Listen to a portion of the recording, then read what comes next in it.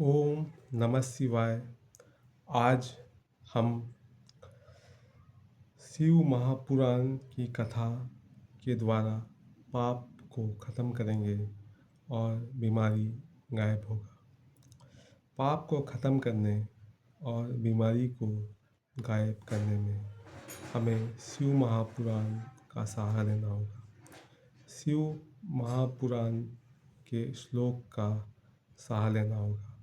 शिव महापुराण की लीला का सहारा लेना होगा और हमें ओम नमः शिवाय मंत्र का सहारा लेना होगा। और जो शिव पुराण में मंत्र है श्री शिवाय नमस्तुभ्यम मंत्र का सहारा लेना होगा। इससे हमारा पाप खत्म होगा और बीमारी गायब होगा। तो कैसे हम देखेंगे कि हमारा पाप खत्म होता है और बीमारी गायब होता है शिव महापुराण की कथा के द्वारा। आज हम सती और शिव के विवाह के बारे में सुनेंगे।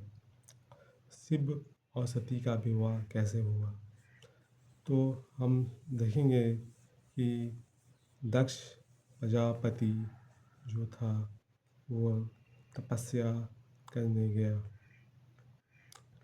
सती माता को पुत्री रूप में प्राप्त करने के लिए जब दक्ष प्रजापति तपस्या करने गया तो उसके संचित कर्म भस्म हुए। और जब संचित कर्म भस्म हुआ तो दक्ष प्रजापति को दुर्गा का दर्शन हुआ। दक्ष प्रजापति ने देवी के आवाज़ को सुना और आँख खोला और देवी ने दर्शन दिया। देवी के आवाज़ को सुनने के बाद दक्ष प्रजापति उठा और देवी को प्रणाम किया और कहा, देवी ने कहा कि दक्ष क्या चाहते हो। तो दक्ष ने कहा कि मैं आपको पुत्री रूप में प्राप्त करना चाहता हूँ। देवी ने सुना और कहा कि ठीक है, मैं आपकी पुत्री बनूंगी, लेकिन अगर तुम मेरा अनादर करोगे तो मैं अपने शरीर का त्याग कर दूंगी। दक्ष ने सुना और दक्ष वापस अपने महल चला गया और देवी भी वहाँ से गायब हो गई और दक्ष अपने घर आया। और कुछ दिन बाद सती का जन्म हुआ। जब सती का जन्म हुआ तो सती बड़ी हुई और सती के अंदर शिव प्राप्ति का भाव जगा। जब सती के अंदर शिव प्राप्ति का भाव जगा तो सती को ब्रह्मा जी और नारद जी ने कहा कि आप तपस्या कीजिए शिव को प्राप्त करने के लिए। सती ने नंदा व्रत किया और बहुत लंबा बताया गया है। शिव महापुराण में सती ने बहुत लंबा तपस्या किया। शिव महापुराण में अनेक श्लोक हैं इस जो बताता है कि कैसे सती ने तपस्या किया और तपस्या करने के बाद उनको भगवान शिव का दर्शन हुआ। सती ने भगवान शिव के आवाज़ को सुना और आँख खोला और देखा कि भगवान शिव उनके सामने खड़े हैं। उनके हाथ में त्रिशूल है, उनके 3 नेत्र हैं और उनके 5 मुख हैं और उनके 4 हाथ हैं। उनके सिर पर गंगा है और उनके मुख हजारों हजारों करोड़ों करोड़ों चंद्रमा के समान उनकी कांति है। और शिव को देखकर सती प्रसन्न हुई और जब शिव को देखकर सती प्रसन्न हुई तो शिव ने कहा कि दक्ष पुत्री वरदान मांगो। और जब सती ने कहा कि मैं आपको पति रूप में प्राप्त करना चाहती हूँ, तो शिव ने कहा कि ऐसा ही होगा, तुम मुझे पति रूप में प्राप्त करोगी। और हम देख रहे हैं कि कैसे हमारा पाप खत्म हो रहा है और बीमारी भी ख़त्म हो रहा है।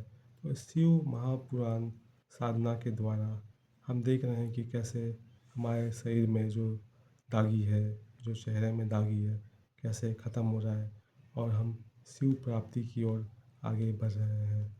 तो हमारा उद्देश्य है कि संचित पाप भस्म हो, प्रारब्ध पाप भी भस्म हो और हम शिव को प्राप्त कर पाएँ और हमारे पाप खत्म होने से हमारा जो मेंटल बॉडी हो ठीक हो, प्राण में कोष में जो एनर्जी चैनल्स हैं वह भी ठीक हो और जब एनर्जी चैनल्स खुलेंगे तो फिजिकल बॉडी में बीमारी गायब होगा।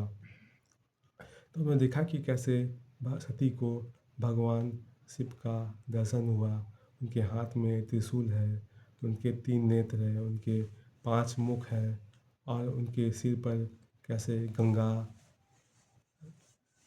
गंगा बह रही है। और कैसे हमने देखा, आगे चलते हैं, जब ब्रह्मा जी सती के पास गए, ब्रह्मा जी शिव के पास गए और कहा कि दक्ष तैयार हो गया है शादी के लिए, क्योंकि ब्रह्मा जी पहले ही दक्ष को समझा दिया था कि शिव और सती के विवाह के लिए तैयार हो जाओ। दक्ष मान गया था और सबको देवताओं को पता चला कि कैसे दक्ष मान गया है और शिव और सती का विवाह हुआ। वो शिव महापुराण में बहुत लंबा है, जो बारात निकला कैसे, और आगे जब शिव और सती का विवाह हुआ और कैसे सती का विदाई हुआ और कैसे शिव और सती के विवाह के बाद शिव और सती राम कथा सुनने कुंभज ऋषि के पास गए। वो सब रामचरितमानस में आपने देखा कैसे सती को राम जी के ऊपर संदेह हुआ और शिव ने सती का त्याग किया और त्याग करने के बाद ने देखा, हमने रामचरितमानस में देखा और शिव महापुराण में भी कि कैसे सती सती को संदेह होने के बाद शिव ने सती का त्याग किया और सती फिर दक्ष यज्ञ में गई और वहाँ भस्म हो गई। और फिर कैसे शिव क्रोधित हो गए और सती के वियोग में तांडव किया और महाकाली और वीरभद्र को उत्पन्न किया और दक्ष के यज्ञ का विध्वंस किया, दक्ष के सिर को काटा और बकरे का सिर लगाया। तो शिव विवाह में सती शिवा विवाह भी आज हमने देखा और कैसे हमने देखा कि सती भस्म हुई और शिव ने तांडव किया। तो इन सब कथाओं का यही उद्देश्य है कि हमारा पाप खत्म हो और बीमारी गायब हो। तो आज हमने देखा कि कैसे हमारा पाप खत्म हुआ और बीमारी भी गायब हुआ। तो हम इस साधना प्रोग्राम के द्वारा ओम नमः शिवाय मंत्र का जब भी हम करेंगे और भी मंत्र है जो शिव महापुराण में श्री शिवाय नमस्तुभ्यम मंत्र का भी हम जप करेंगे और इन सब जप शिव महापुराण के श्लोकों का भी हम सहारा लेंगे ताकि हमारे संचित जो पाप है, जो प्रारब्ध पाप है वो ख़त्म हो और हमारा फिजिकल बॉडी में बीमारी गायब हो। तो सबसे पहले शिव के प्रति हमारे अंदर प्रेम जागृत हो, इसके लिए हम शिव महापुराण का सहारा लेंगे और हमने आज शिव पुराण की कुछ कथा श्रवण किया। शाम को भी आज हम शिव महापुराण की कथा का श्रवण करेंगे ताकि हमारे पाप भस्म हो और बीमारी गायब हो, क्योंकि पाप खत्म होने के बाद ही बीमारी गायब होगा। तो आज हमने शिव और सती का विवाह सुना, सती का जन्म सुना और दक्ष का तपस्या के बारे में सुना और हमने आज 9 मिनट हो गया है और मैं आपसे अलविदा लेता हूँ और उम्मीद है कि आपका मन भगवान शिव में लगा होगा और यही तो मन लगाने का तरीका है कि पाप भस्म हो और फिर एनर्जी नेगेटिव चैनल्स जो नेगेटिव एनर्जी चैनल्स हैं उसमें ब्लॉकेज ख़त्म हो और फिजिकल बॉडी में बीमारी गायब हो। तो आपको वीडियो अच्छा लगा है तो सब्सक्राइब जरूर कीजिएगा, लाइक भी कीजिएगा ताकि मुझे पता चले कि आपको आप तक ये शिव पुराण जो कथा मैं कर रहा हूँ वो आप तक पहुँच रहा है कि नहीं। मुझे पता चलना चाहिए। तो मैं आपको और शिव महापुराण की कथा सुनाऊँगा, ताकि और शिव महापुराण के श्लोक का भी सुनाऊँगा, ताकि आपका मन शिव में लगे और शिव शिव शिव साधना द्वारा आपका पाप भस्म हो और मेरा भी पाप भस्म हो और हमारा मन शिव में लगे। और जब मन शिव में लगेगा तो प्राणमय कोश जागृत होगा, एनर्जी चैनल्स, एनर्जी सेंटर्स जागृत होंगे और हम फिजिकल देखेंगे कि फेस कैसे फिजिकल बॉडी में जो पिंपल्स है, जो शरीर में जो दागी है, वो गायब होने लगा। तो आज मैं यहीं तक आपको बोलूँगा। ओम नमः शिवाय। ओम हर हर महादेव।